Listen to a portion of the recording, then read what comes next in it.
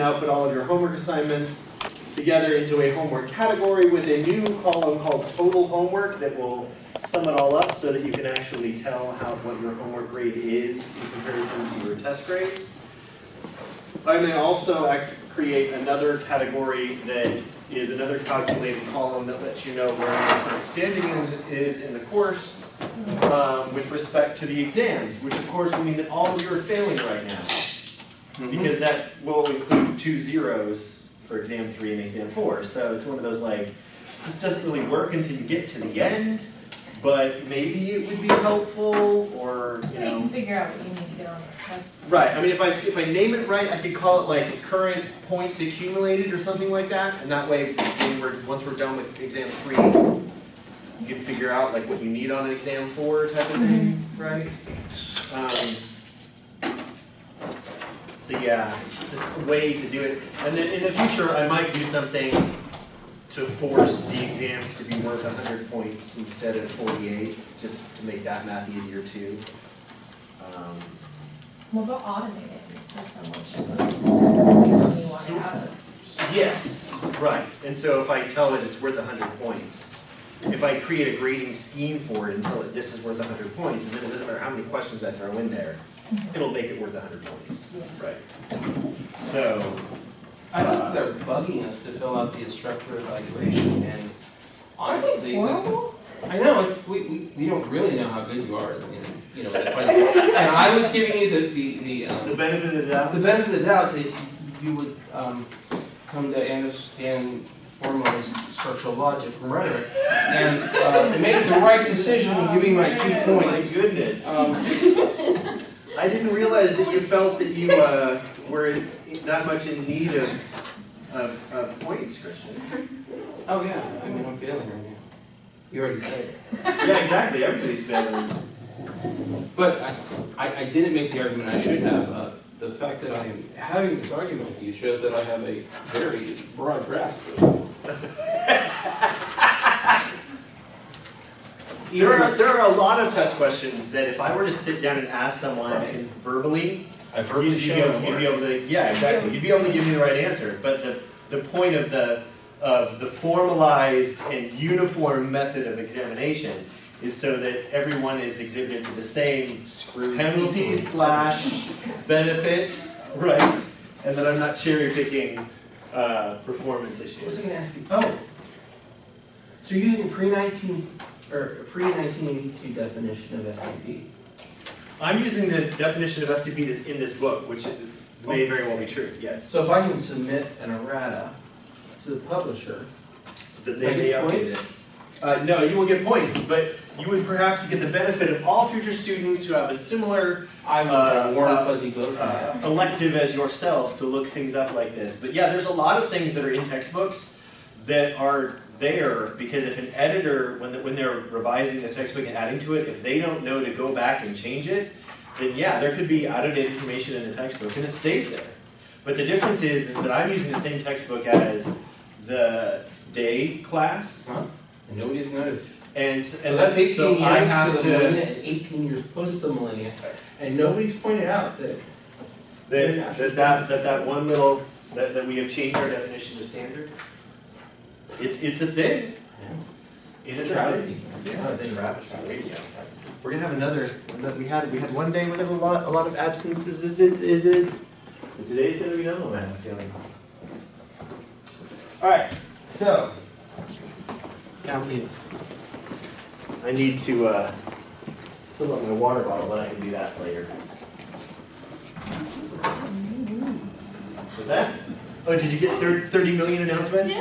Well, I'm updating the grade book. And yeah, every time I do that, it's like, oh, another thing has been added. Something has been changed. Oh, I spent 60%. Right. Well, and that's because, once again, these are calculated things, right? Well, we don't have all the homeworks yet. Yeah. So, and the same thing, if I'll like I said, I'll have to add a column that's like a cumulative grade or something like that, like points so far, right? Because if I call it your final grade, somebody's going to freak out that they have an F. When it's like, yeah, but it's because you haven't taken test 4 yet. You know, like. When they don't have the homework, when they don't have the tests. Yeah, exactly. That's so. I asked the evening campus. I was like, do I have to submit midterms? No, you don't do midterms. Okay, well that's good. I mean, it'd be easy for me to calculate, but still, it's like there isn't a thing in there that lets me do that. So I'd have to just export it to an Excel spreadsheet, do a little bit of math. It'd be easy enough, but. Which is what I'm used to doing. Like I've had a lot of online things, but the problem is that most online gradebooks don't really give you the versatility that you need. And so most of my online gradebooks have been, I download assignments, I do all the math, I upload it and overwrites the grades in the gradebook, so that way it just tells you what you have, even though the gradebook has no idea how to calculate that. Because you guys don't care, all you want to know is what's your grade, right? All right. Why is the internet so crappy? There's a handful of answers to that question. Some of them opening myself up to some political discussions that would be inappropriate for class. Like net You wouldn't neutrality. tell, Yeah. just the videos. Yeah, exactly. Just recorded it for posterity and posted it on YouTube, that's all. So.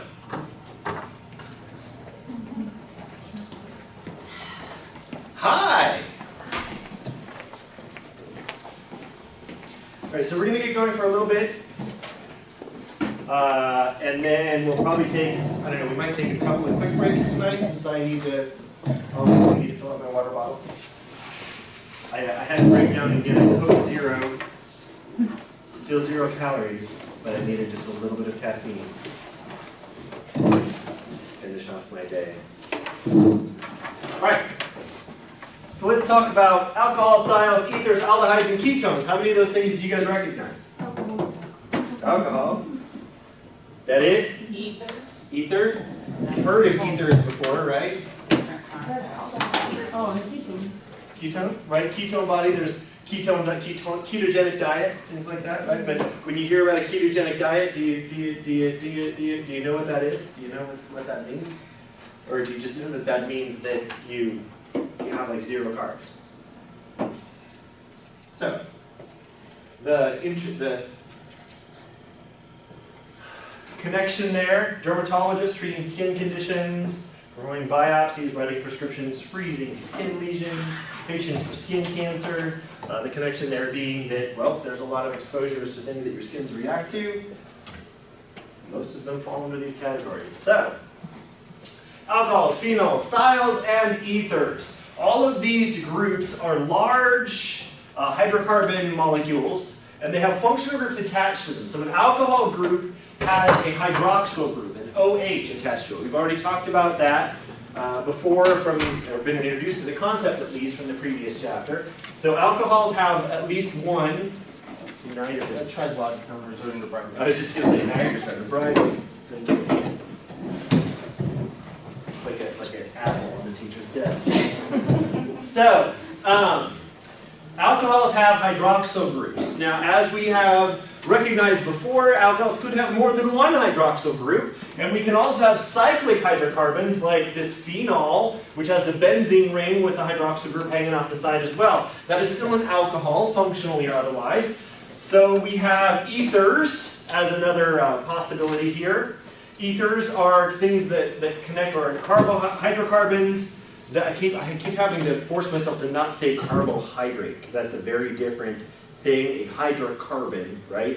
So this is like hydrocarbons that are connected via an oxygen molecule, all right? Or an oxygen atom. So the oxygen atom is bridging 2 different hydrocarbons. So that is what an ether is, or we're going to get to this esters. This is an ether is a specific example of an ester. And then of course we have our thiol groups, which are hydrocarbons that have an SH group attached to it, so a sulfur functional group. Now, just like everything else that we've had before, whenever we're talking about the chemical and physical properties of a molecule, those chemical and physical properties are going to be entirely dependent upon the order in which that molecule is made up. Which atoms are there? What order of atoms do we have? How are they bonded together, right? And so even though oxygen is present in both our, the ether that's shown here, it's present in the phenol that's shown there, It'll be in those ketones and aldehydes when we discuss those as well, except that the nature of the molecule that we're talking about, even though oxygen is involved in most of those things, is going to be different. The reactivity of those molecules will be different because of the way in which that oxygen is attached. So the same thing would be true of our thiol groups here. So we have a sulfur that's involved in this, sulfur being one level down from oxygen in the same group, right? So it's just a little bit thicker, but it has a similar number of valence electrons to oxygen. It does not have the same number of possible bonds. It cannot form the same number of possible connections that oxygen can, in the same way that silicon can't form the same number of possible connections that carbon can. But it does form those connections in a very similar manner because of the similarities of the valence shell of that atom in question. So, this is kind of a long chapter. We're going to try and get through it all today. I don't know if that's going to happen because there's a lot of just kind of dense chemistry in here with nomenclature, and so we're going to try and get through it. I don't know if we will. If we don't, we'll pick it up and finish it next time. So here we have some functional groups that we just described. We have our OH groups here for our methanol and OH groups on our phenol, which is just that little red and white dot right there, red for oxygen, white for hydrogen. We have our sulfur group over here, sulfur being a nice large yellow atom. Ethane thiol being the name here, and then here's a nice ester molecule. So we have dimethyl ether.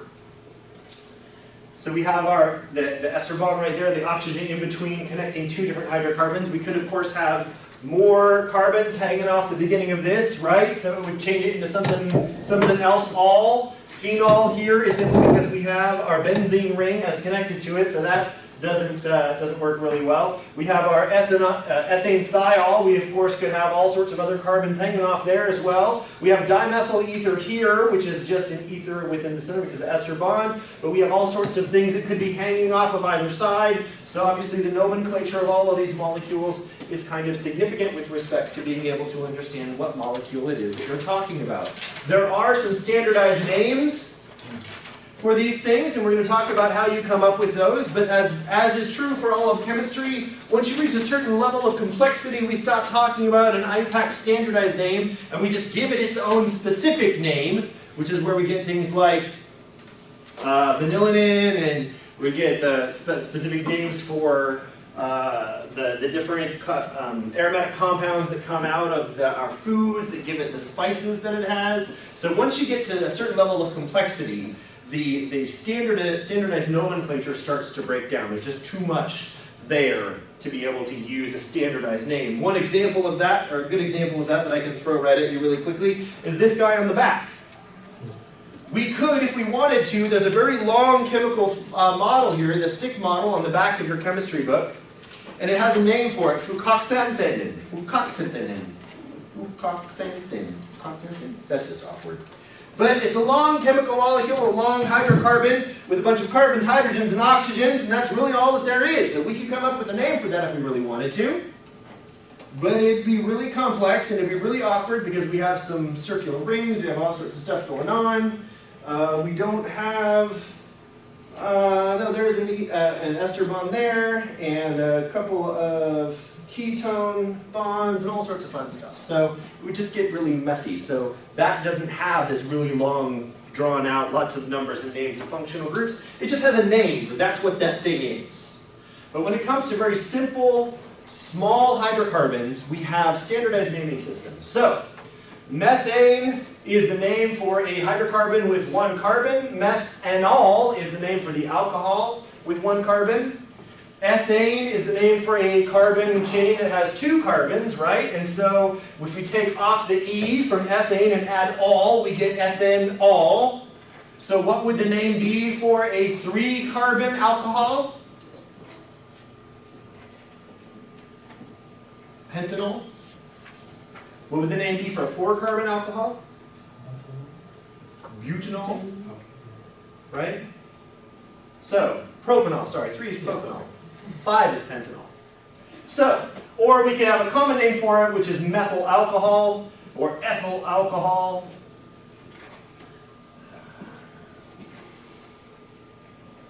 So name this alcohol. first off, as in everything else that we talked about so far, the first job that you're going to need is to find the longest, in this case, is this a cyclic compound? So I guess first question is it a cyclic compound? No. The answer to that question is no. So the next question is, what's the longest unbroken carbon chain? How many carbons are in it? 7. So we have 1, 2, 3, 4, 5, 6, right? Now, we could just as easily count this one as the first one from our counting methodology, right? But it doesn't really matter. So we have 1, 2, 3, 4, 5, 6 of them, right? So, this is going to be a something what? The last thing in this is going to be, it's an alcohol, it's a 6-carbon main chain, so what's it going to be? Hexanol, right? Because alcohols end in -ol, so instead of hexane, it's hexanol, right? So, the first thing we need to do is figure out the longest carbon chain, hexanol. All right, so we're on the right track. Now the next thing, which we haven't yet discussed, but they're pointing it out right now in the middle of a step, even though it hasn't actually been stated in any of the previous slides, but when you're numbering, when you're deciding where the thing begins, right, we want to number our hexanol, our alcohol, so that the thing that makes it the thing that we call it, in this case, what's the most important functional group of this molecule? The OH is what makes it an alcohol, right? So we're going to number it based on that OH. So, that OH, is that OH connected to the second carbon, or is it connected to the 1, 2, 3, 4, 5th carbon? Technically, the answer to that question is both, right? But when we're naming it, we want it to have the lower number. So, it's connected to the second carbon. So that means that we are dealing with 2-hexanol. This tells us that is an alcohol with a 6-carbon main chain, and the hydroxyl group that makes it an alcohol is attached to the second carbon. Now, something that is not specifically stated, but we're going to see a little bit later that just gets thrown at us like we should be able to recognize it. But let me ask you a question. If I were to change this before we even moved on, and I added another hydroxyl right here, what would that become? 2,3-hexanol. Close. 2,3-hexadiol. Okay. Because di means 2. Everybody follow? Is that implied by 2,3? Yes, it is, but we have that in there so that we make sure. So, there we go. So, if we had one right here, it would be 2,4, right? There's no logic. There we go. Yes, logic does not apply in chemistry. This is all about arbitrariness. Alright, but we're not done with 2-hexanol, right? We would be done were it not for that guy right there. So, we need to also account for that guy right there. So what do we need to do that? We need to add something to this. First off, what is that? That is a what? It is an alkyl group, right? An alkyl functional group, which just means that it's a functional group made of hydrocarbons, as opposed to a hydroxyl functional group or a sulfate functional group, right? Okay? So, what alkyl would that be? If we just saw that guy floating around by itself, what would we call it?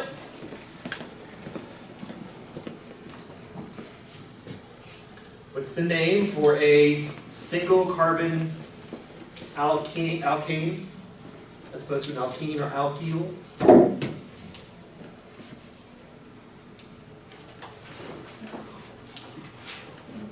Give me a hint, we've already seen it today. On one of those first couple of slides. Methanol. Methanol, or methanol is the alcohol for that. What we want is the alkyl group name, so instead of methanol or methane, it's methyl. So, YL. Normally be methane, right? But this is a functional group, so we take methane and turn it into methyl. So, where is the methyl attached? On that 5th carbon. So in order to finish this off, we need to add 5-methyl to our previously already decided upon name 2-hexanol. So if that had been a 2-carbon chain, how would that change things? Ooh, this is actually, I like this as a question. If this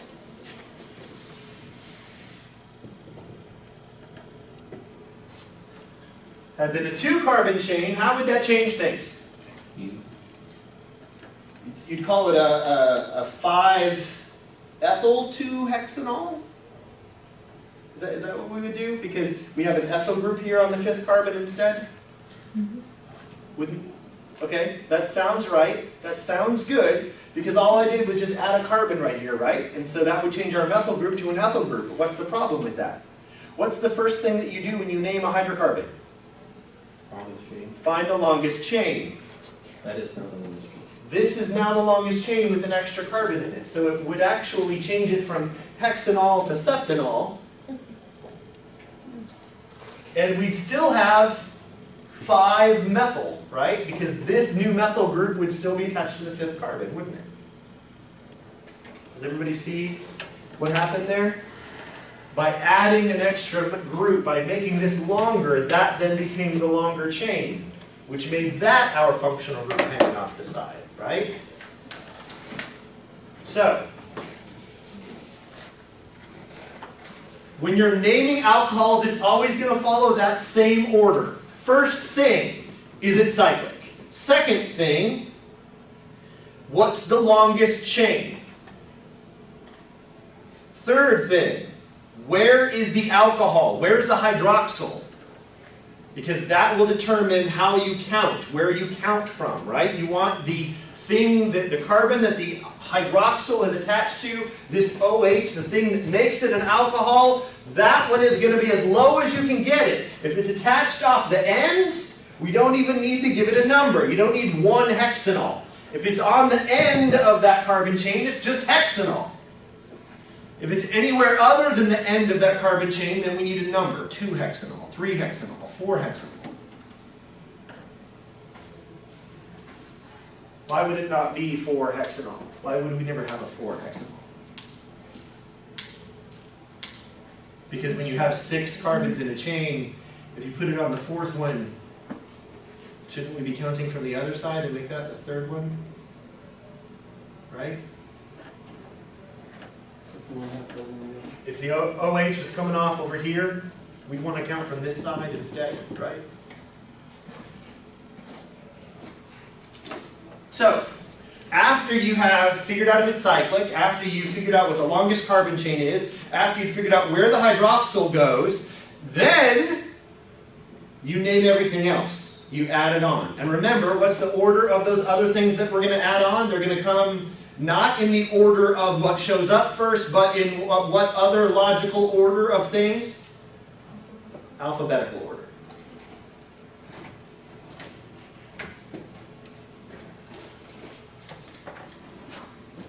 Ethanol, or ethyl alcohol, has been used as an intoxicating agent for a very, very, very long time. One of the oldest alcohols known to man is actually mead, fermented honey, because honey comes with its own yeast, and it doesn't take that much. If you're willing to risk some gastrointestinal distress, you could make some alcoholic honey wine by simply getting some honey and setting it outside in a jug and with a relatively tapered nose and letting it get rained on and just leaving it there for a while.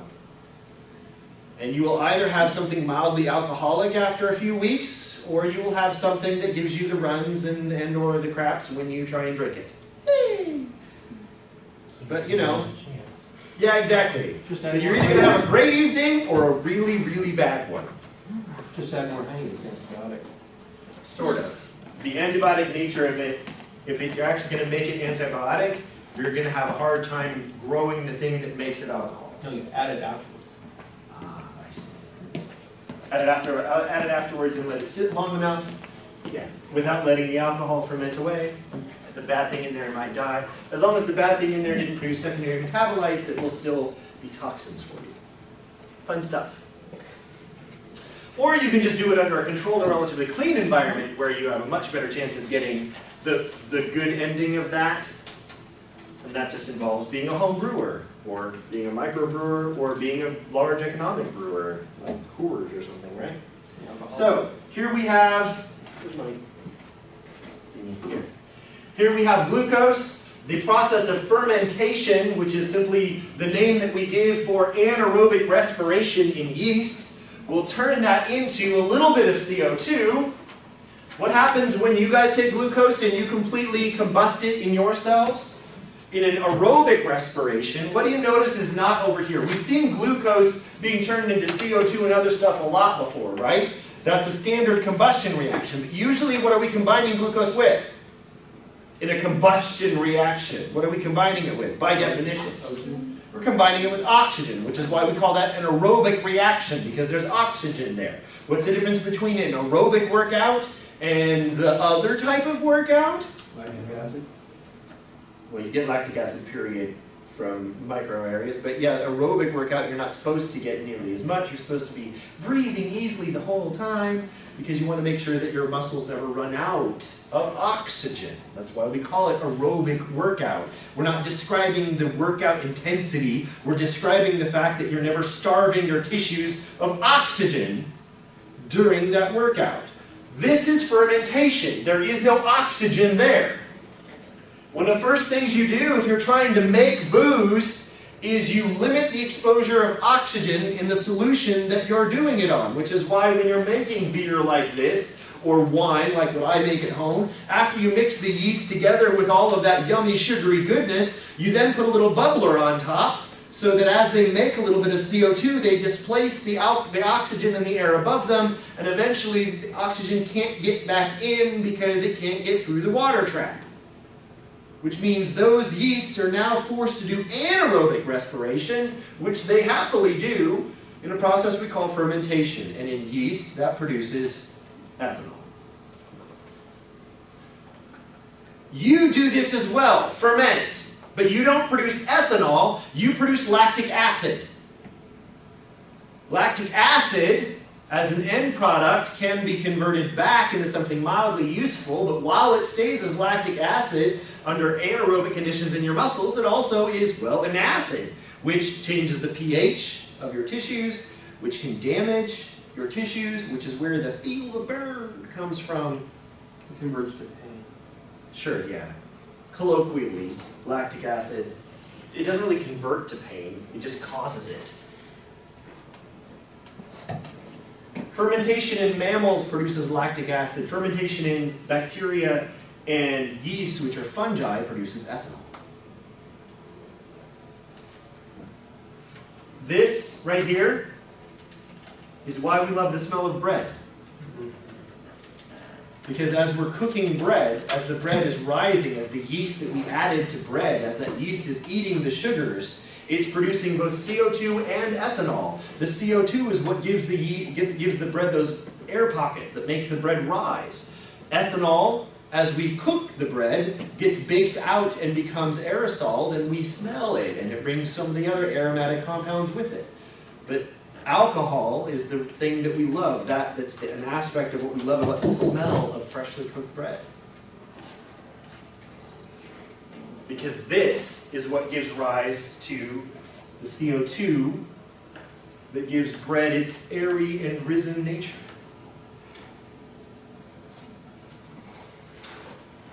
You can also create ethanol via a reaction, a purely synthetic reaction.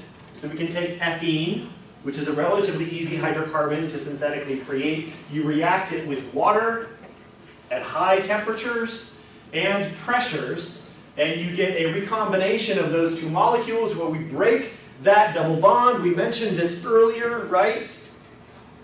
High pressures and temperatures, especially in the presence of acids as a catalyst, and what you get is an alcohol. We break this bond. Does this look familiar to you guys? Yeah, exactly, my back. That little drawing like that? Oh yeah. We break this bond here and this bond here and reform these two bonds, and what we're left with is a carbon with 3 hydrogens on one side, a single bond to the other carbon that has 2 hydrogens and a hydroxyl group. Remember? So we can synthesize alcohols, which means that not all of the alcohol that we get comes from fermentation.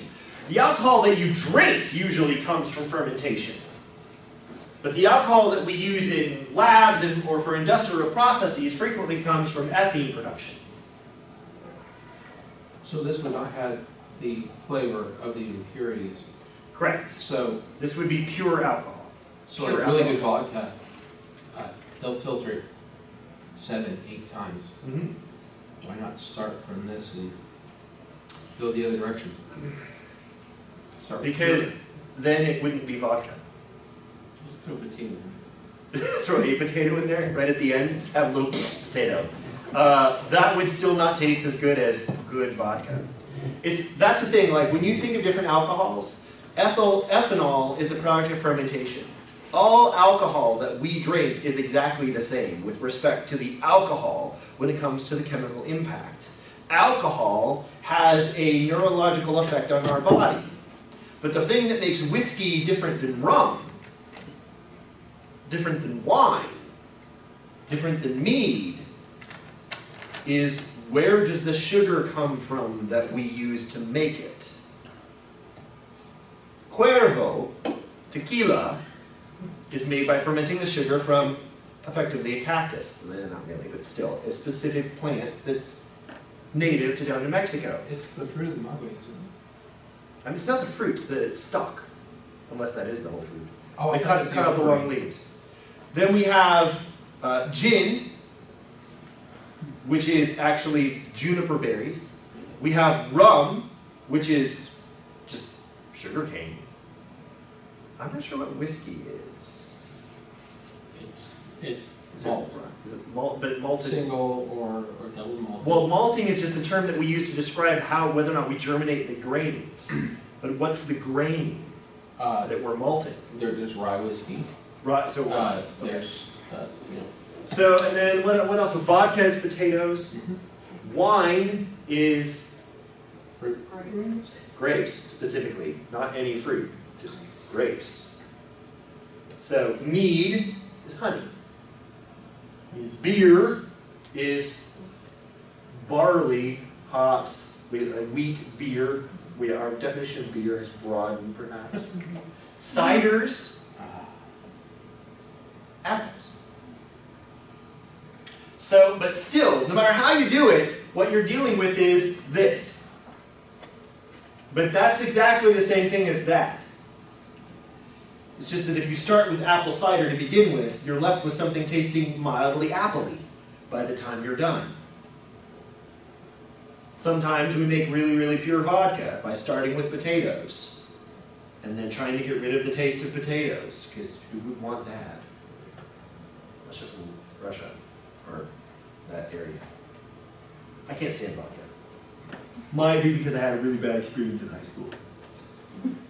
Maybe. Just hypothetically. We use alcohols as solvents for perfumes, varnishes, medicines. But yeah, we can make it, when we're trying to make a lot of it, it's probably not coming from the fermentation of sugars. It's coming from the production of ethane. Would this be the ethanol base from which all our tinctures are produced, vanilla extract, or do they start? I don't know if those start as, well, it depends on where you get them from. But I don't know, you'd have to look at the manufacturing procedures of some of those companies. But yeah, if we're talking about that, they might start from an industrially produced alcohol that they use as the basis for their tinctures. Just taking the vanilla beans and then soaking them in that for a really long time. You can do the same thing by just taking any alcohol and putting stuff in it, and it will dissolve some of the things from it that gives it that flavor. That's the definition of a tincture. Yeah. Okay. But in your case, you'd be doing it with tequila or Jack Daniels or rum or something like that. A friend of mine loves to make rum instilled cherries. So he puts rum together with cherries and a little bit of cocoa, and I think a little bit of cinnamon, puts it all together, and just lets it sit for 3 months. And then when you're done, you get to pull the cherries out and have a nice, a lovely little flavored thing from that, and then you also get to drink what's left behind in the bottle to have a lovely cherry chocolate flavored rum. Suggest the IF. Okay. So, this, if we had to name it, it's already there, and if you've been looking at the slide while I told you about the personal and family story, you might already know, but what would you name this? How many carbons are there? 3. 3. So it's propatriol, right? But there is a hydroxyl on all 3 carbons, and so it would be 1, 2, 3 propatriol, right? Now, why would we need that? Shouldn't having 3 of them just imply that there's 1 on every carbon? Well, sure, but couldn't we have more than 1 on 1 carbon? We could have 1,1,3 propatriol, and that would be different than this, right? This is a trihydroxy alcohol that we otherwise call glycerol. This comes from the dealing with fats. We use it as skin softener for lotions, cosmetics, shaving creams, liquid soaps. Glycerol is a very, very slick, like this is slippery. I mean just slippery. But it also absorbs into your skin, which is why we put it in all of these things. And why is that? Because you are quite literally just millions, if not trillions, of soap bubbles sticking to each other and hanging off of a calcium phosphate exoskeleton. Well, not exo in this case, but internal skeleton. That's what you are. Your cells are soap bubbles, liquid-filled soap bubbles. So if we add something that's like a soap, what do you think's gonna? You think that's gonna kind of just get soaked? It's just gonna get soaked up. Now, granted, your skin has some layers of dead stuff that have been keratinized, but this stuff can still get through. Makes the bubbles bigger and last longer. This, combined with 3 fatty acids, is what we call fat. A triglyceride. Have you ever heard that term used to describe a fat? That is the fats that you get out of animals, triglycerides. 3 fatty acids, 3 individual hydrocarbons that have reacted with glycerol. Your membranes are made out of 2 fatty acids reacted with glycerol, and then a phosphate group reacting with that 3rd one. Phospholipids. A very critically important biological molecule because that's what all of your cell membranes are made out of. That is the soap. When I say your cells are nothing but soap bubbles, that's what I mean, because they are made out of soap. Filled with liquid. Sticking to an extracellular matrix, which is hanging off of an internal skeleton. I'm sorry. Did you define soap? Did I or could I? Would you? Because Soaps. knowledge is interfering. Soaps in generally are surfactants that interfere and do not mix well with water. So when we have a triglyceride with fatty acids, that's how we make soap, is by combining it all, putting it all together and turning it into a solid. That's what we use to describe as soap, as far as hand soap. But the function that we use soap for is surfactants that breaks up water because it does not mix well in water. Which is why we have, with these guys, our phospholipid bilayer, because you have a double layer of soap where the hydrophobic portion points at itself and the hydrophilic portion points out. So this is an alcohol that we add This base to? This is an alcohol that your cells will combine to create a very, very hydrophobic or not soluble soap, not soluble, non-polar molecule. Yes. But we add 2 out of lye 3. to it? But we have what? We add a base, we add lye to it? But No, we use this, yes, when we're making lye, yeah. Mm-hmm. That's the base for a lot of the soap that we use, surfactants. Now, if you want to get any deeper than that, I'd have to go look up how to make lye soap, because beyond that description, I am oblivious. wood ashes.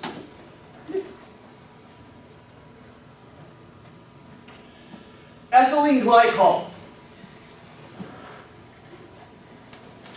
is a alcohol with 2 hydroxyls on a 2-carbon chain. We use this specific molecule as an antifreeze in heating and cooling systems. We use it as a solvent for paints. We use it in the synthesis of synthetic fibers. But the thing about this is, for whatever reason, because we didn't evolve to love a synthetic molecule, but it happens to mimic or be in an appropriate shape so that if you were to put this in your mouth, it would taste exceptionally sweet. And so if you were a person who was not knowledgeable enough, or too young to know, or a dog and therefore incapable of knowing better, if you ever got a hold of or sampled a little bit of the antifreeze from your car, it would taste exceptionally sweet. That's why a lot of antifreezes that we get now come with admixtures in them to make them taste bitter, so that if your dog gets a hold of it, they won't actually just sit there and drink a gallon of it. Because pure ethylene glycol tastes very sweet. But once it gets into your body, it's oxidized, a subject that we're going to talk about later in this chapter, into oxalic acid. That forms an insoluble salt which causes kidney failure and is quite lethal.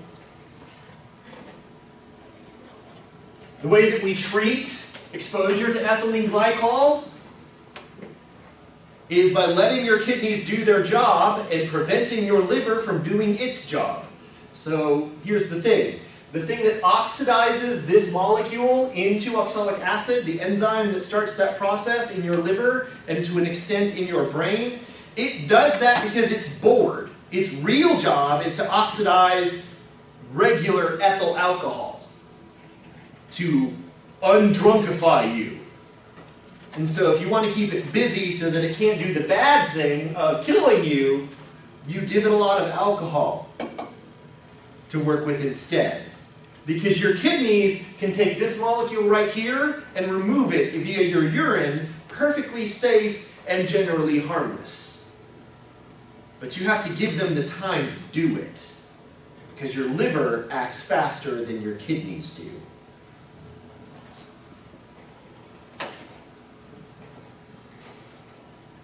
BPA, bisphenol A, anybody with kids aware of this one?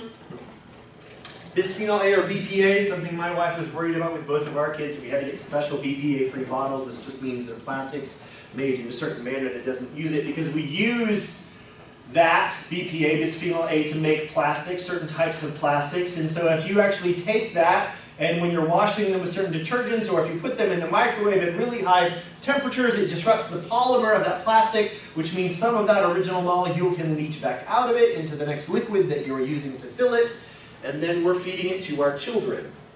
Because if you think about it, you guys ever heard of like Rachel Carson's Silent Spring? Toxins that get accumulated and just get concentrated as you move higher and higher and higher in the food chain. It's the reason why it's dangerous for us to eat fish from certain regions of the world, because of the concentration of mercury that you find in them. That's not because mercury just loves to soak into fish. It's because mercury soaks into the plankton that those fish eat, indirectly or otherwise. They might eat the fish that eat the fish that eat the fish that eat the fish that eat the plankton.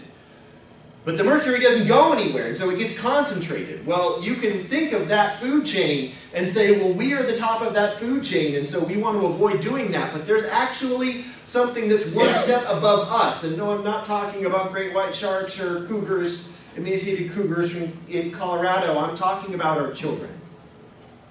Because if we breastfeed, the things that collect in us, guess where that goes? Into the breast milk. Did you have a question? Just that I watched a documentary on why we shouldn't eat dolphins or whatever, or you can't eat dolphins because they're high in mercury. For the similar reasons, because they're effectively apex predators. And our bodies don't know what to do with mercury. So we don't know how to get rid of it, so it just collects in us, in them.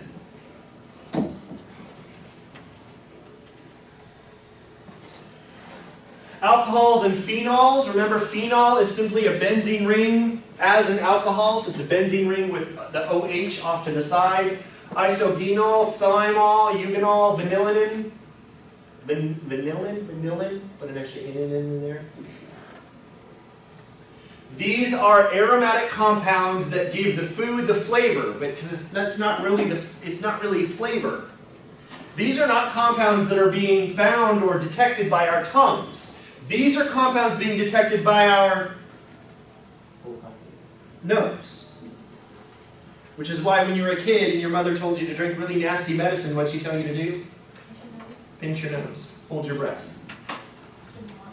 But, you know, it doesn't really work very well. It's still nasty medicine. But, here's the next thing. You want to test this yourself in a really easy experiment that you can do at home? Go buy some Starbursts. They have different flavor Starbursts, right? Pinch your nose, open one up without looking at the color. Don't breathe, just pop it in your mouth and just kind of chew it for a second. Don't breathe. You will not be able to tell what flavor you have in your mouth. Open your nose and take a deep breath. There it is. Because your tongue detects a very small group of flavors. I wouldn't even call them flavors. Most of the finesse of our diet, of what we taste in our foods, is because of the aromatic compounds in our foods that escape that food and sneaks up into our nose as we're eating it.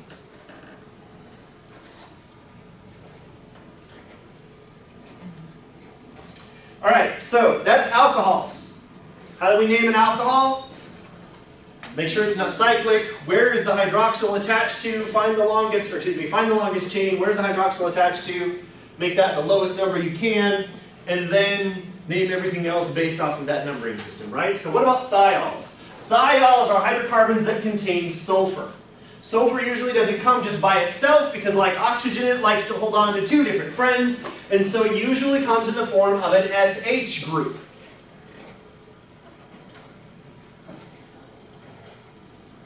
These compounds generally have very strong and sometimes very disagreeable odors.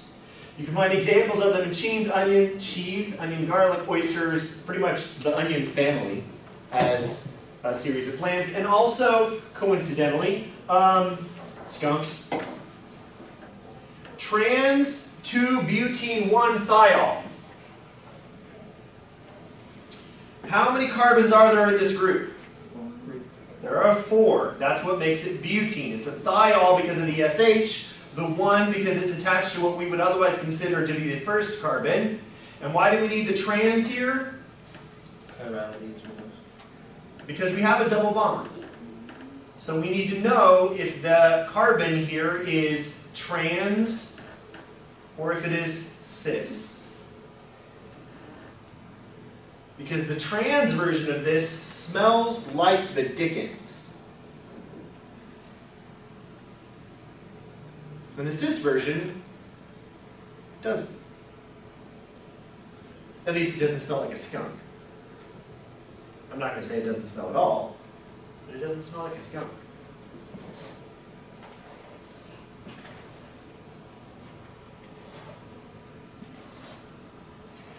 How do you know from this name that there's a double bond in there somewhere? That's a good indication.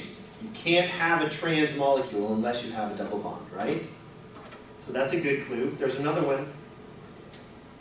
What do we call a normal 4-carbon hydrocarbon? Butane. This is what? Butene. That ENE at the end tells you there's a double bond in there, right? So how do we name thiols? Here is a methyl group with a hydroxyl functional group. We call that methanol, right? Here's a methyl group with a thiol group, so we call it methanethiol. Methanethiol. Methanethiol. Methanethiol. How about a 2-carbon group with a sulfur group at the end? Ethanethiol. Ethanethiol. Instead of ethanol or ethane, ethanethiol. This is a 4-carbon group. So it would be butanethiol. But where is the thiol here? It's not on the end. It's somewhere in the middle, so we have to give it a number. Why is it 2 and not 3? because we want this the thiol group that makes it a thiol, right? Just like it's the hydroxyl group that made it an alcohol. So if we're going to name it a thiol, then the thing that makes it a thiol needs to be as low as possible.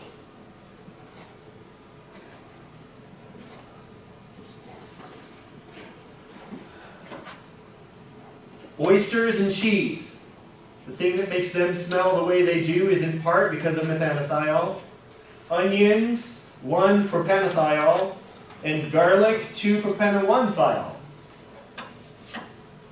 Propene 1-thiol, excuse me. Because of that double bond.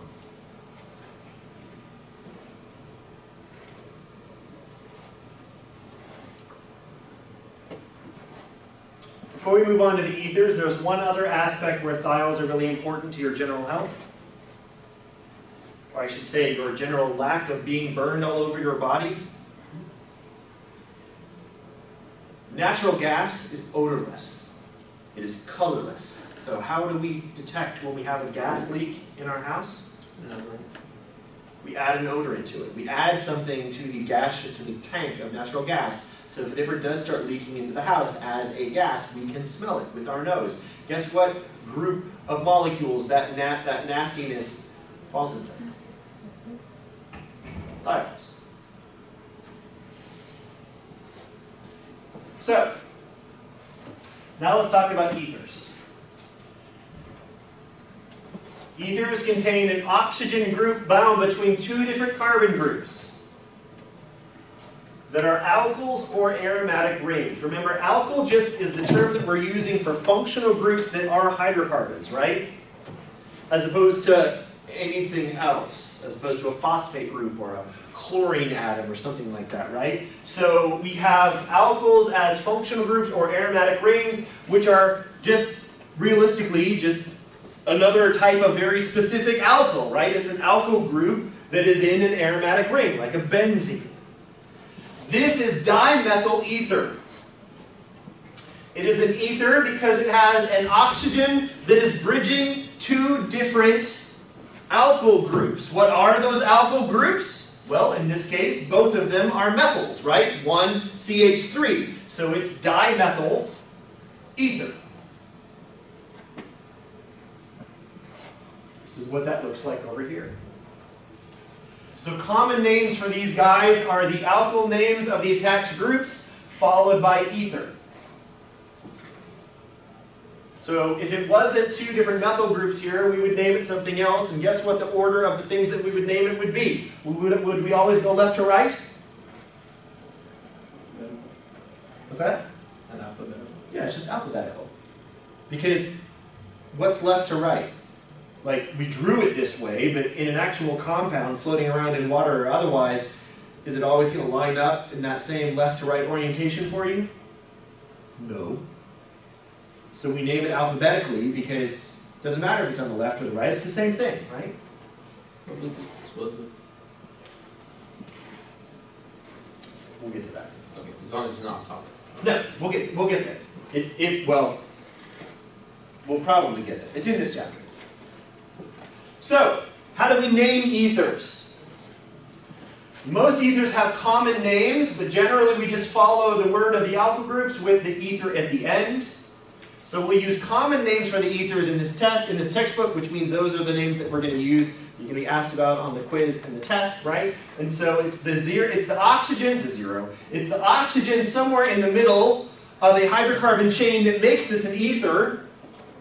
So that is, by definition, if you notice that O right there, that means it's a ether, right? So now we just have to figure out what the are. So we have one on the left here, that's just a simple methyl group, right? One on the right, that's a propyl group. So align those in alphabetical order, and we get methyl, propyl, ether.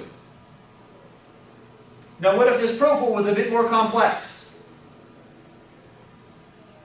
What if there was a chlorine hanging off the second carbon there? What do you think that would do to the name of this ether?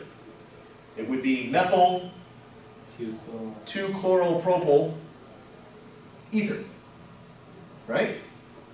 So when you're naming an ether, it gets a bit complex because you have to figure out the appropriate name for both of those two sides.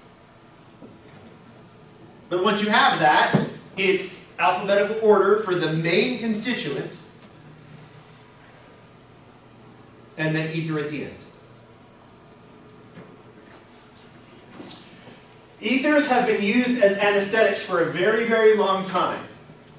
They block or they inhibit the ability of neuronal cells to propagate their signal. They silence them.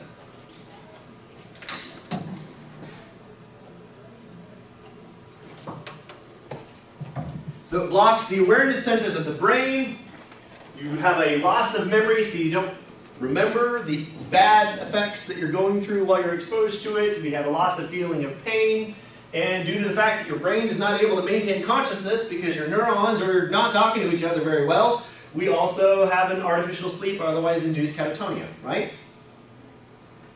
And when you wake up, if it's an actual ether, welcome to a splitting headache. Early anestheticians were not favorited by their patients. They were.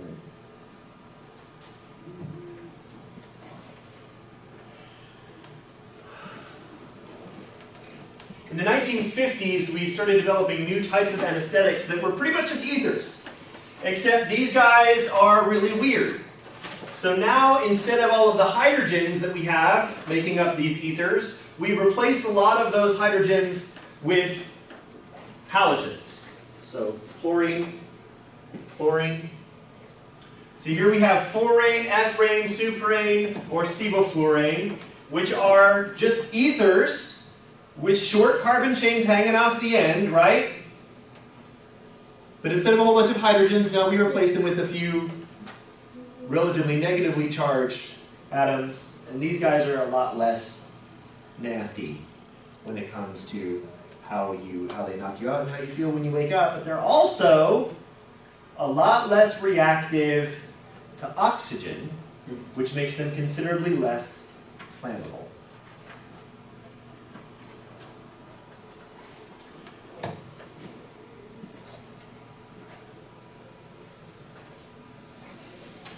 There are stories of chemists being blown up, and not because they were doing anything wrong, but because they had a sizable amount of ether in their lab, because it's a useful solvent, and if they weren't storing it quite right, it can become very volatile, and a tiny little spark can cause a very large explosion.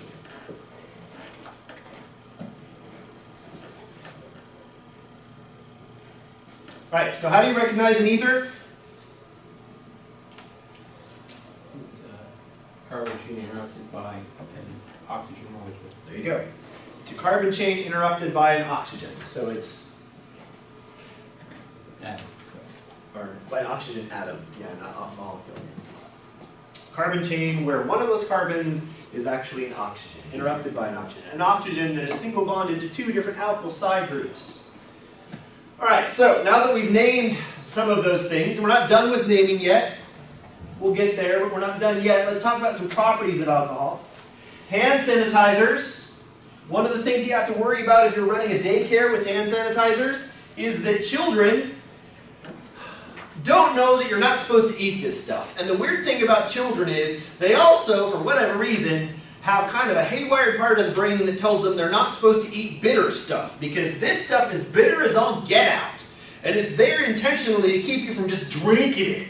But kids don't seem to mind. And so my son, for example, would slather his hands with hand sanitizer and then not care about whatever. My daughter loved to suck her thumb. And so we thought for a little while, still does it for that matter, we thought for a little while that maybe if we just slather her hand with hand sanitizer, wouldn't matter. She'd just still shove that thing in there, deal with the bitterness for the first second or two, and then just keep sucking away. Because life is so hard for a 2-year-old. You just gotta have that thumb to make you feel better. Here's the thing, that's dangerous. Because these guys, the primary component of these guys that make them antibacterial is the fact that there's a crap ton of alcohol in them, 60 to 80%. by volume. What would we call a 60% by volume, or not fermented, purified alcohol if you're buying it at a liquor store? 60% by volume would be 120 proof. Oh. 120 proof booze. How much of that do you think that would take to get a 2-year-old drunk? Not much. Bitter or not? Not much. There are horror stories of children that have gotten a hold of these things and put themselves into alcohol poisoning, alcohol toxicity, because they drank too much hand sanitizer. Sometimes I'm amazed that the human race still exists.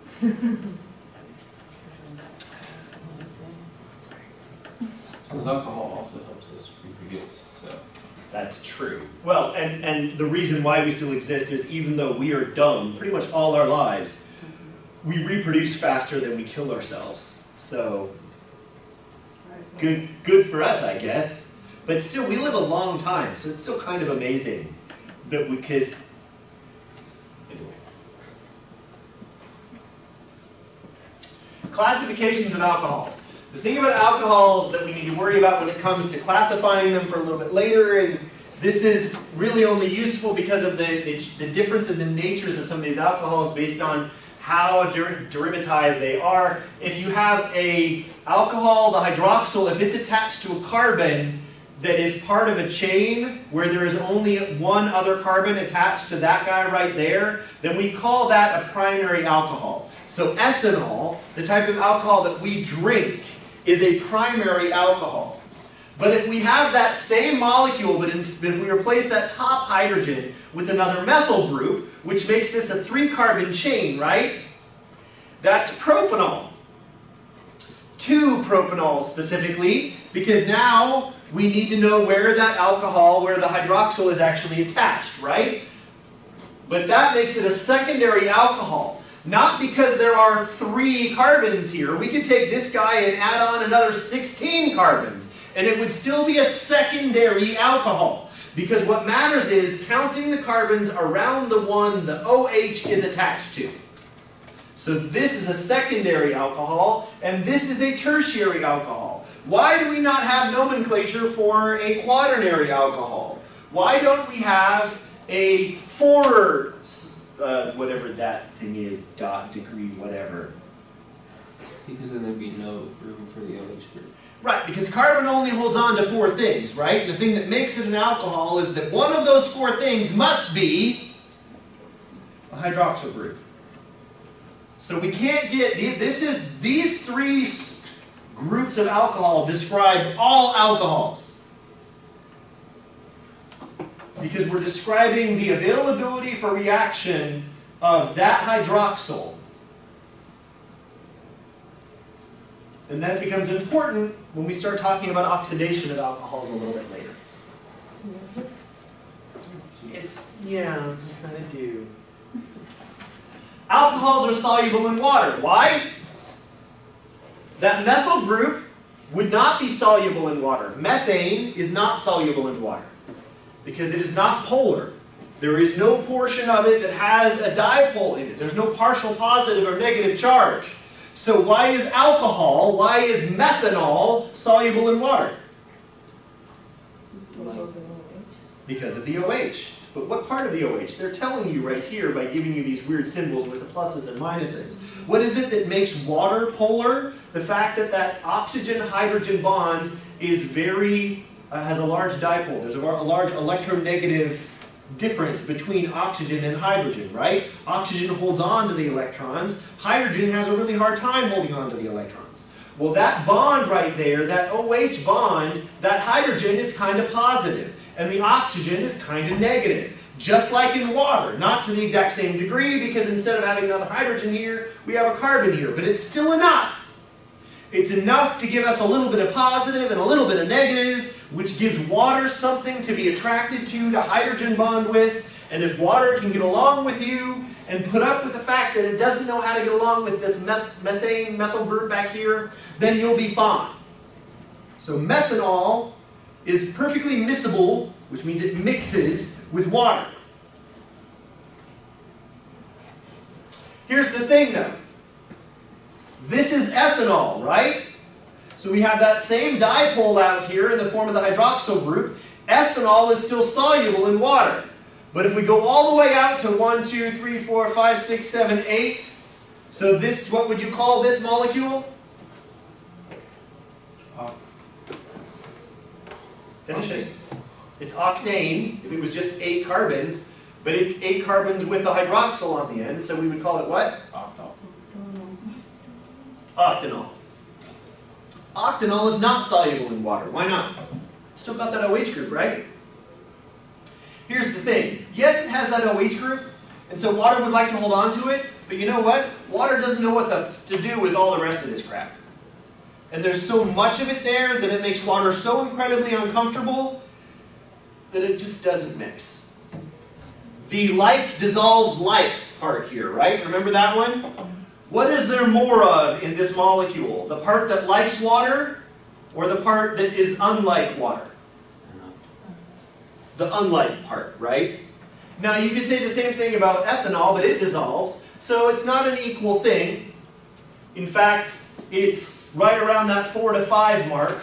Methanol, soluble, ethanol, soluble, propanol, soluble, butanol, a little bit. But by the time we get out to pentanol, not so much. There's just too much there that doesn't play well with water. So the fact that we have one little hydroxyl hanging off the side, not enough to help.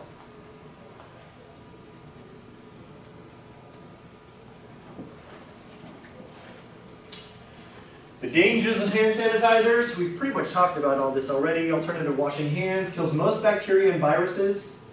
Highly alcoholic based on volume, therefore also highly flammable. They also sometimes contain an antibiotic.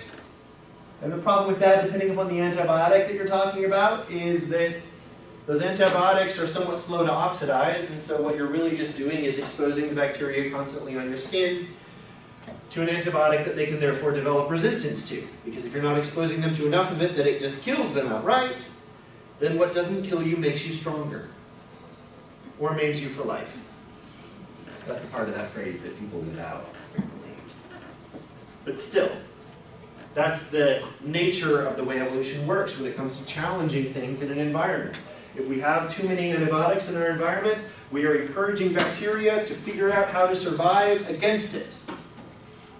If you use antibiotics, you should use enough of them to nuke whatever it is that is bothering you. Because if you just tickle them, then all you're doing is encouraging the development of antibiotic-resistant bacteria. Like MRSA? You guys heard of that? MRSA is an exceptionally nasty Staphylococcus. Exceptionally antibiotic-resistant version of staph. So much so that the antibiotics that kill it also have a larger than zero risk of killing you.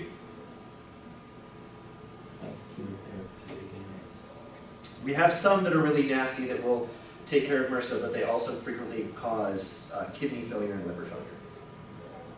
So, what they fail to mention is you're also killing your natural biome, your commensal bacteria. yes. Which is part of what protects you from. Well, you're not going to get a MRSA infection in your small intestine, but yes, it's the cuts that, for example, MRSA is a staph bacteria.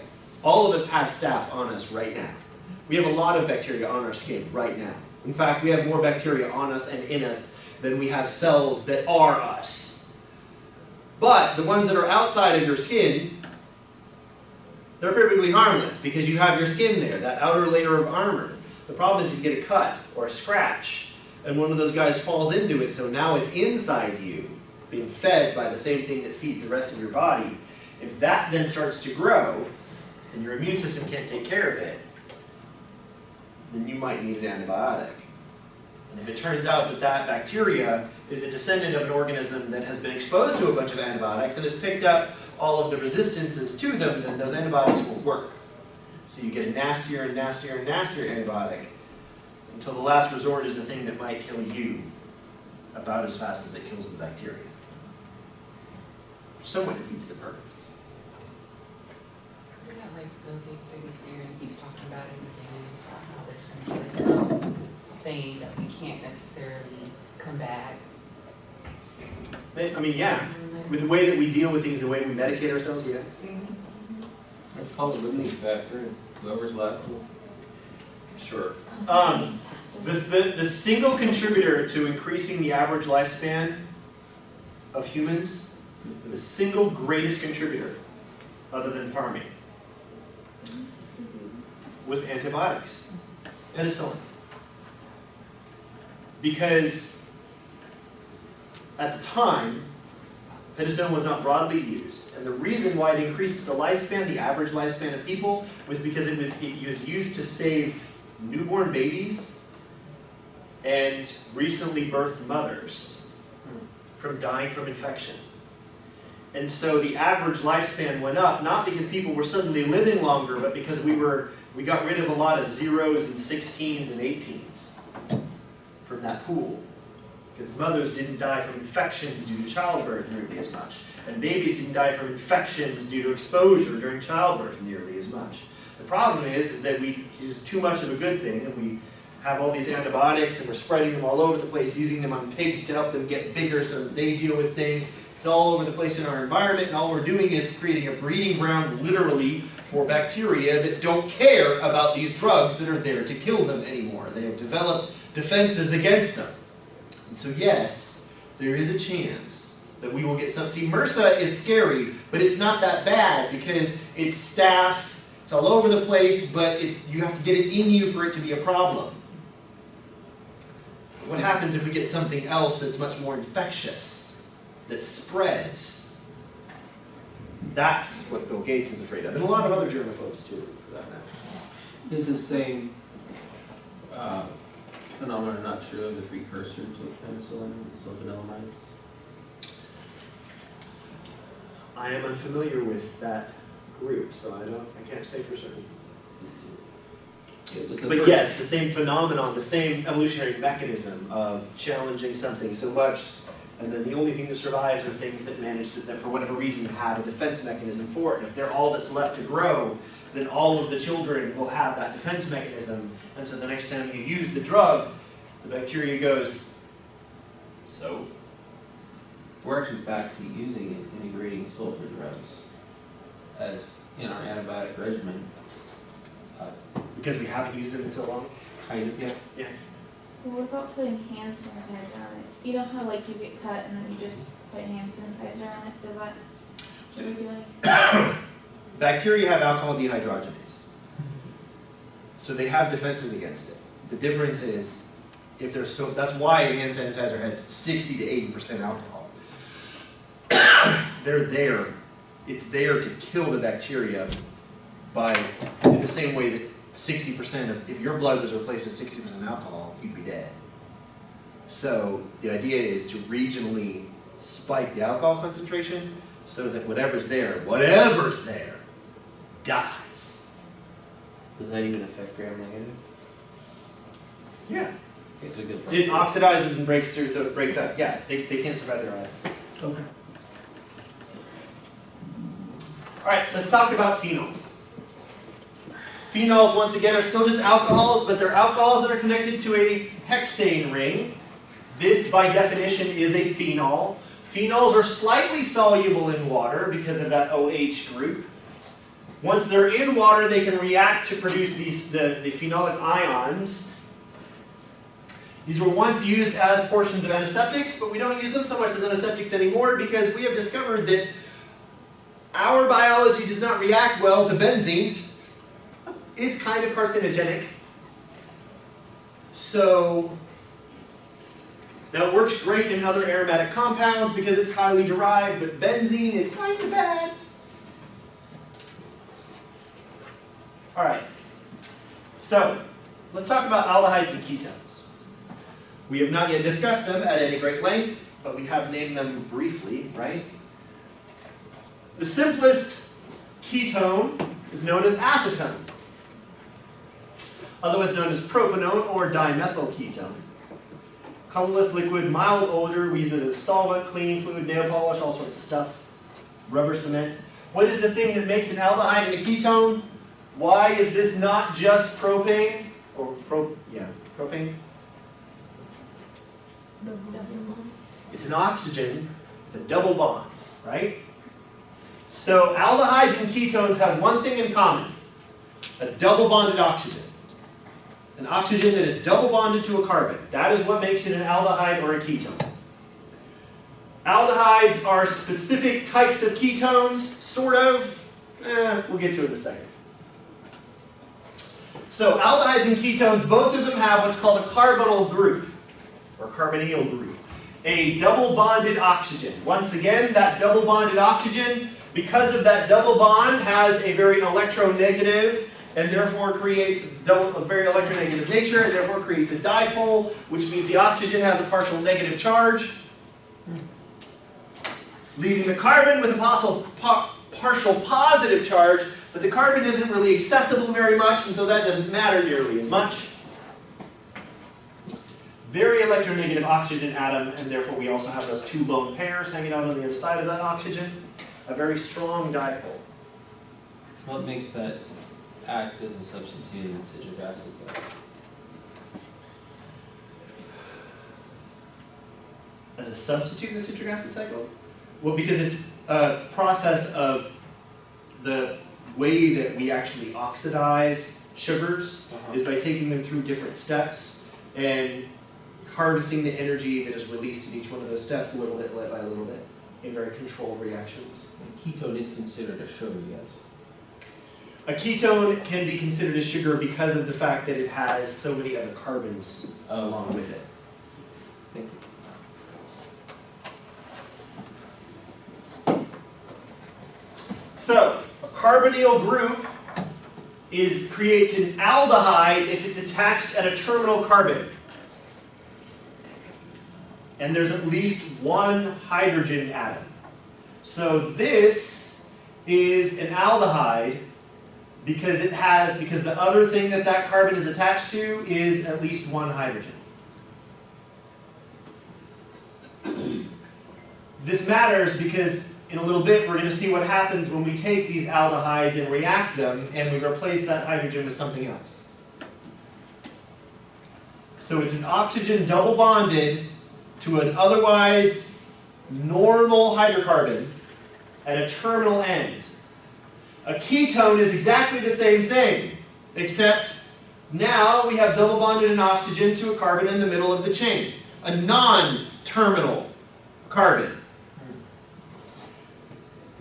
So ketones are double bonded oxygens where it goes both ways. Aldehydes are double bonded oxygen where it only goes one way, where the carbon chain only goes one way.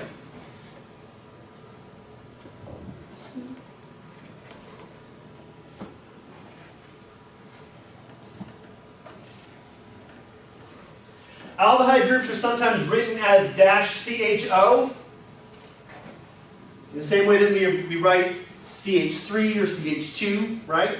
So if we're going to write it out in a single chain, we could write CHO, and that shows you that you're dealing with an aldehyde group. If you're dealing with a ketone group, that is sometimes abbreviated as just CO, because that infers that that oxygen is double bonded there because there's no hydrogen going with it, so that's the only way for that carbon to be full up and have all of its hands used up, right? So this right here, CH3, CH2, CHO, is the same thing as this molecule off on the left, our double bonded oxygen and a single hydrogen at the terminal carbon. And if we drew it in our stick figure, it would look like that.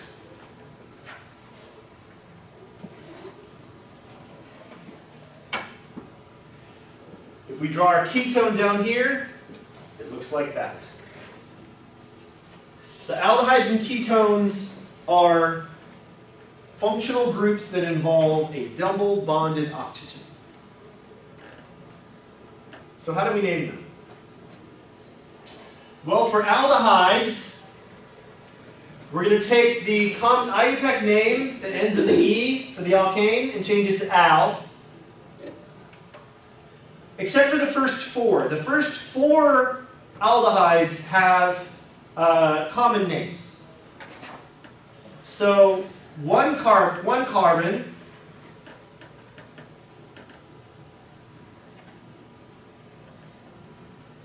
so instead of methane is methanal. So instead of methane, methanal would be the IUPAC name. Everybody follow? We take the E off of methane and we replace it with al, so methanal, right? But instead of calling it methanal, we call it formaldehyde. 2 carbons, we call it acetaldehyde, so acetaldehyde.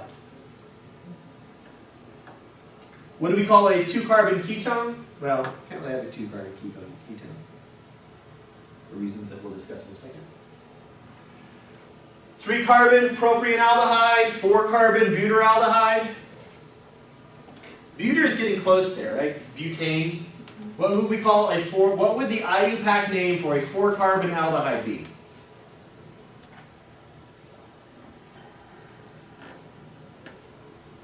Four carbons would make a normal alkyl group, alkane, with 4 carbons would be called what? Methyl. Methyl is 1, which is called butane, right? 4-carbon butane. So how do we turn butane into an aldehyde? In the IUPAC name, we just take the E off the end and turn it into al, right? Just like if we wanted to turn it into alcohol, we take the E off the end and turn it into a all, right? OL, all. Instead of butanol, this is butanal. That tells you you have an aldehyde, right? Except, like I said, the first 4 have common names. So formaldehyde, acetaldehyde, propanealdehyde, butyraldehyde. Or if it's 5 and up, we're just going to use the IUPAC names. And so it would be pentanal for a 5-carbon aldehyde, right? Hexanal for a 6-carbon aldehyde.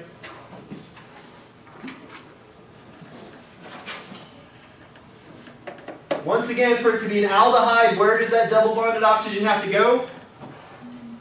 At the end. Either end has to go at the end. So here we have methanal or formaldehyde, ethanal or acetaldehyde, propanal or propanealdehyde, butanal or butyraldehyde. Same thing. All we're doing is just adding extra carbons onto one side here, right? Making it longer and longer and longer. Because to be an aldehyde, we have to have our double bonded oxygen at the end. So what's this?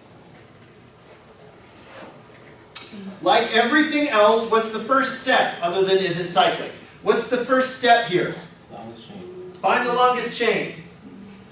Key point here. The longest chain that involves the thing that is weird about it. So what's the weird thing about this one? This is an aldehyde, we know, because it has a double bonded oxygen at a terminal carbon, right? So that means that has to be in the longest chain. So, what's the longest chain here? This is 1, 2, 3, 4, 5. So, there's 5 carbons here. It is an aldehyde because we have the oxygen on the end of it. But is that everything? Now we've got this guy hanging off the side here, right? So is that a 1, 2, 3, 4 methyl group, or is that a 1, 2 methyl group? It's a 2. Why? Lowest. Because, not even just because lowest, but in this case, if this was hanging off over here, it still wouldn't be a 2. It would be a 4. Why? Because the thing that makes it an aldehyde is where we start counting. Just like the thing that made it a thiol is where we started counting. The thing that made it an alcohol is where we started counting, right? Or at least the lowest one that we could get for the alcohol bit, right? Did you not say terminal earlier? Yes, an aldehyde has to be terminal, but that means that is the number 1 carbon. Okay. I mean, because we generally refer to terminal as the The end or Yes. the beginning? But not the beginning. So pentanal, 5 carbons, but we need to account for that methyl, so 2-methyl pentanal.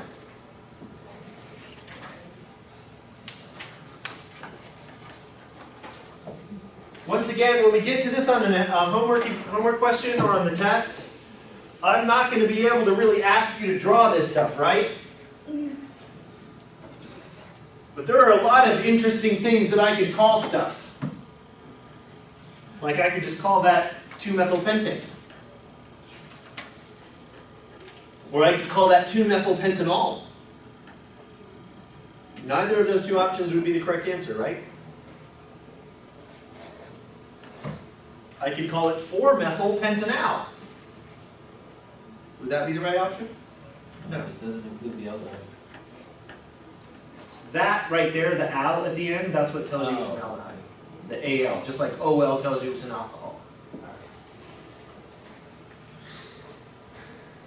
Alright, so what about ketones? Ketones, we take the E at the end and we turn it into an one. So here is a 3-carbon chain with a double bonded oxygen to a central carbon. In other words, a non-terminal carbon. That is what makes it a ketone. Why? Because if it was a terminal carbon, it would be an aldehyde, right? So, this is propanone. Otherwise known as acetone. This is butanone. Why don't we have to put a number in front of butanone? Because we do over here 3-pentanone. Why do we need to put a number in front of pentanone? There are 5 carbons in pentanone, and this is telling you that that double bonded oxygen, the one, makes it a ketone, right? The 3 tells you that the ketone bond is on the 3rd carbon. So what else could we get? Could we have a 2-pentanone? Why not? It's not a terminal carbon, right?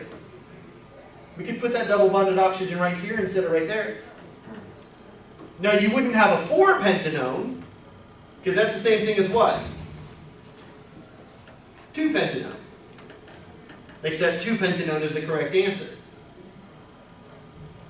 So why don't we need a number back here on butanone? Right, you could put it right here, right?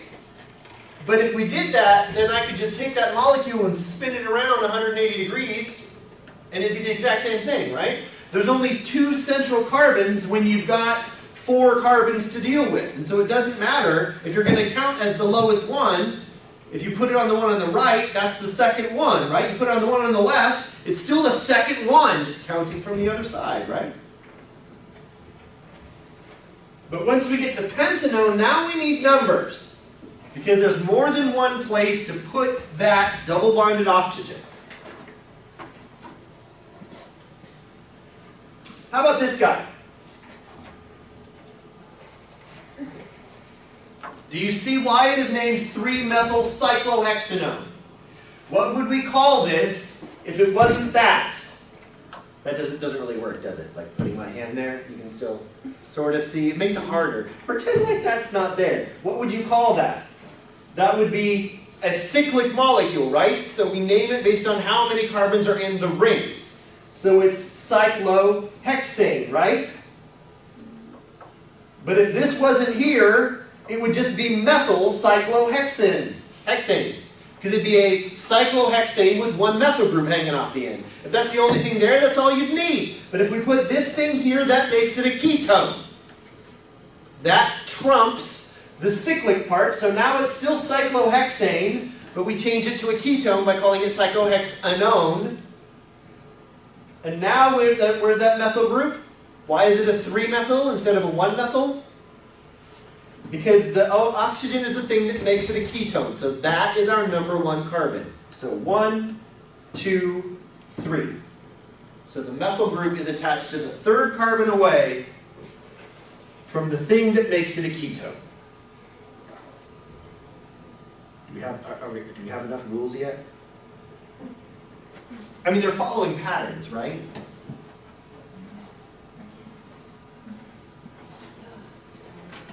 Name this ketone. First off, is it cyclic? No. No. We know it's a ketone because it has a double bonded oxygen on a non-terminal carbon, right? Alright. So, what's the longest chain that includes that double bonded oxygen?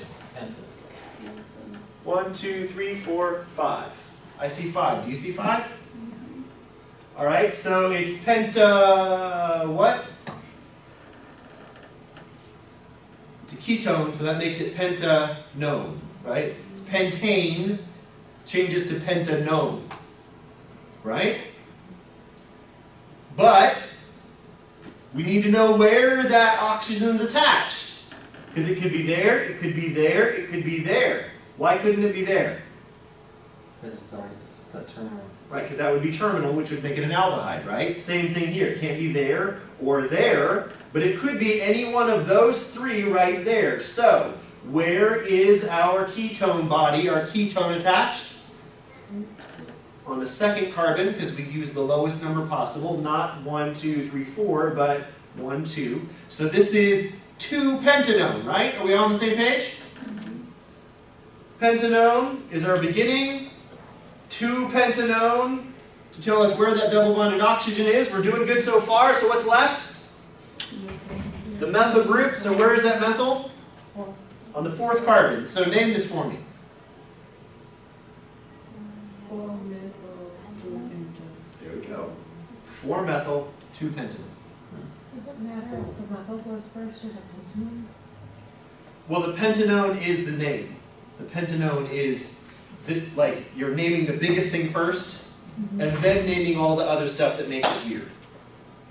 So yes, the 4-methyl comes first, Okay.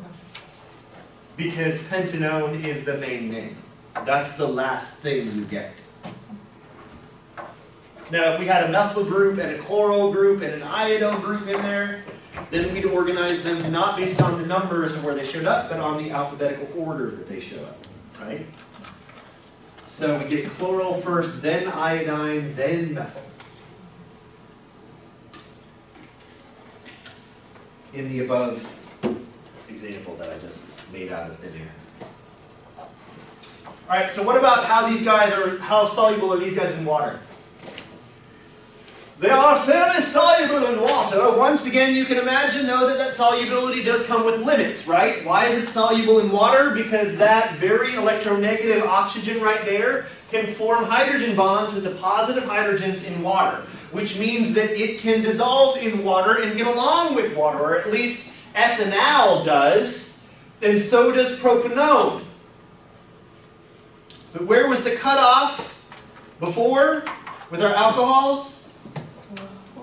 4 was ish and 5 was no, right? How about these guys? Go all the way up to 4 is yes. 5 maybe, and 6 is no. That double bonded oxygen is an even stronger dipole, than the hydroxyl that we had before. So it increases their solubility a little bit, but only by 1 carbon. We're only 1 carbon